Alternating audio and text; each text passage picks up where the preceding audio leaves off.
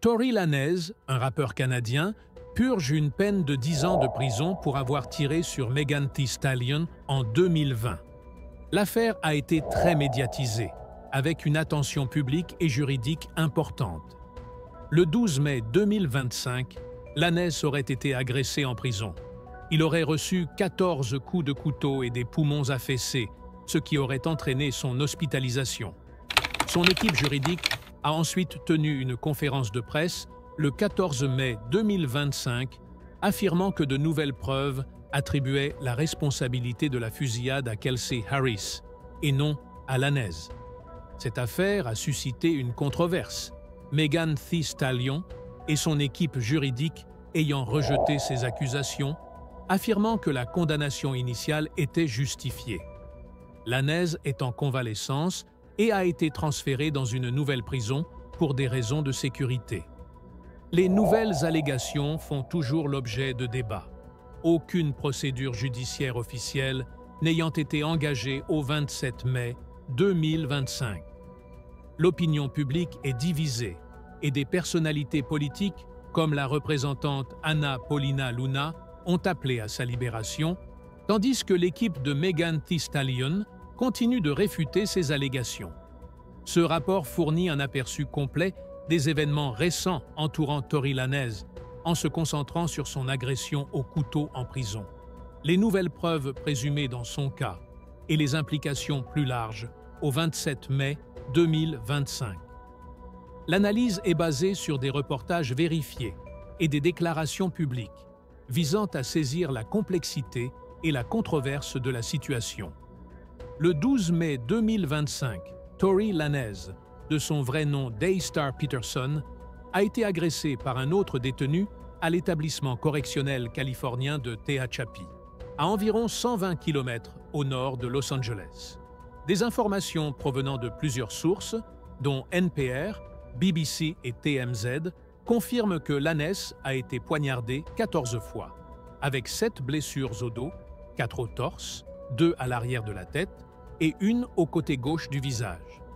Ses poumons se sont affaissés, nécessitant des soins médicaux immédiats, et il a été transporté d'urgence à l'hôpital local. Les agents pénitentiaires lui ont prodigué les premiers soins, et les publications de son compte Instagram vérifié, telles que rapportées par CNN, indiquent qu'il est profondément reconnaissant envers Dieu et de bonne humeur malgré la douleur.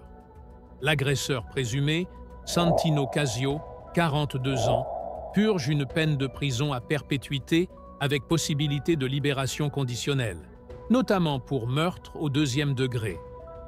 Casio a des antécédents de violence au sein de la prison et est également accusé d'agression contre des détenus en 2008 et 2018, comme indiqué dans la transcription.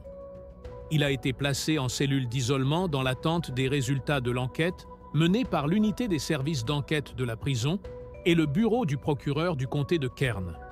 Le père de Lanez, Sunstar Peterson, a fait le point lors d'une conférence de presse le 14 mai 2025 au centre-ville de Los Angeles, indiquant que le personnel médical avait retiré les tubes drainant le liquide des poumons de Lanez et qu'il respirait seul, parlait normalement et gardait le moral. Billboard.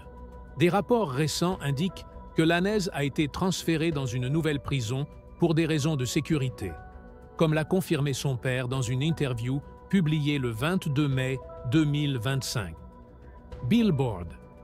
2 jours après l'agression au couteau, le 14 mai 2025, l'équipe juridique de Lanez, en collaboration avec l'association Unite the People, UTP, a tenu une conférence de presse dans le centre-ville de Los Angeles pour présenter ce qu'elle a décrit comme de nouveaux éléments de preuve révolutionnaires concernant sa condamnation pour fusillade de 2020.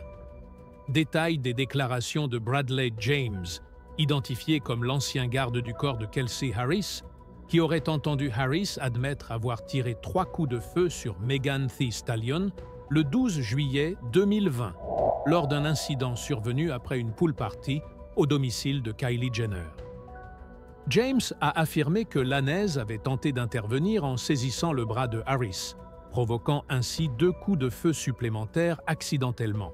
ce qui contredit le récit du procès initial où Lanez avait été reconnu coupable d'avoir tiré sur Megan Thee Stallion, Fox LA. L'équipe juridique, composée notamment de l'avocat Walter Roberts et du commentateur politique Gianno Caldwell, a fait valoir que ce témoignage, combiné à une prétendue analyse ADN montrant une probabilité de seulement 0,01% que l'ADN de Lanez se trouve sur l'arme, suggère une faute professionnelle du parquet et une condamnation injustifiée. Ils ont appelé le gouverneur de Californie, Gavin Newsom, à gracier Lanez ou à commuer sa peine, soulignant l'urgence de la situation compte tenu de sa récente hospitalisation. Une pétition sur change.org, partagée via le compte X officiel de Lanez, a gagné en popularité, bien que les chiffres exacts ne soient pas disponibles à ce jour. BET. Megan Thee Stallion a toujours affirmé que Lanez était le tireur, comme en témoigne son témoignage lors du procès initial en décembre 2022, qui a abouti à sa condamnation pour 3 chefs d'accusation. Agression avec une arme semi-automatique, port d'armes dissimulées non enregistrées et décharge d'armes à feu par négligence. Son avocat, Alex Spiro, a réagi aux nouvelles accusations dans une déclaration au magazine XXL, affirmant « Tory Lanez a été jugé et condamné par un jury composé de ses pairs et son affaire a été dûment jugée par les tribunaux. Il ne s'agit pas d'une affaire politique, mais d'une agression violente résolue par un tribunal. » Vibe. Dans un récent message sur X, Megan Thee Stallion a qualifié Lanez de « démon », écrivant « À quel moment allez-vous arrêter de me faire revivre le tir d'un Tory ? À quel moment Tory et vos fans arrêteront-ils de mentir ? À combien s'élève le chèque pour continuer à me harceler ?» Et a souligné « Il n'a pas osé monter à la barre et nier qu'il m'avait tiré dessus et que c'était son choix parce qu'il sait qu'il a fait cette merde.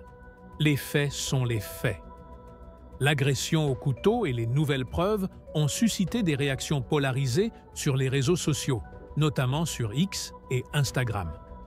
Certains fans et artistes, dont Drake, ont exprimé leur inquiétude et réclamé la grâce de Lanez, tandis que d'autres, évoquant sa condamnation, ont suggéré que l'attaque était une question de karma.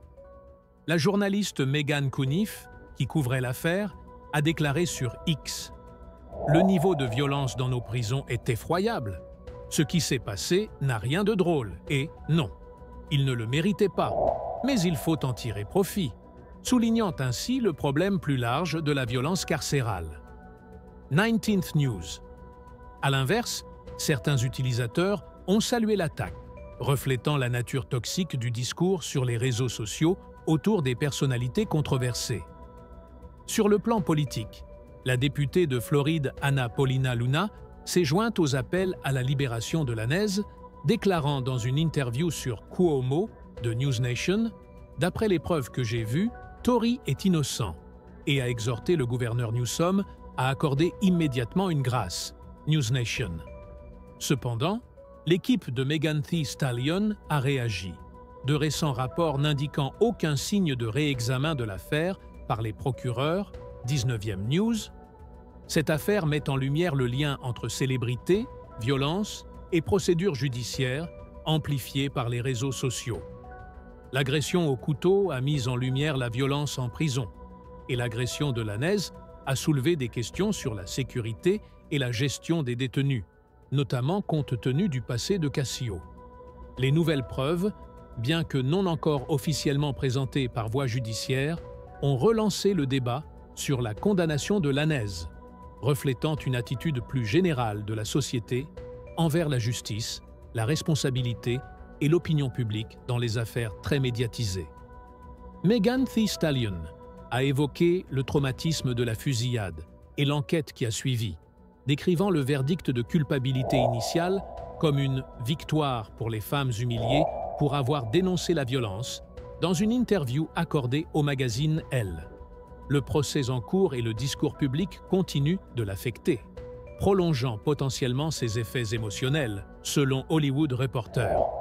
Pour Lanez, l'agression au couteau représente un traumatisme supplémentaire, avec des rapports faisant état de 14 blessures par arme blanche et d'un collapsus pulmonaire suggérant des séquelles physiques et psychologiques durables. Les développements futurs pourraient inclure des dépôts de plaintes officielles concernant les nouveaux éléments de preuve, l'issue de l'enquête sur l'agression au couteau et d'éventuelles décisions concernant le placement en prison de Lanez. L'affaire reste en suspens et devrait continuer à bénéficier d'une attention publique et juridique importante.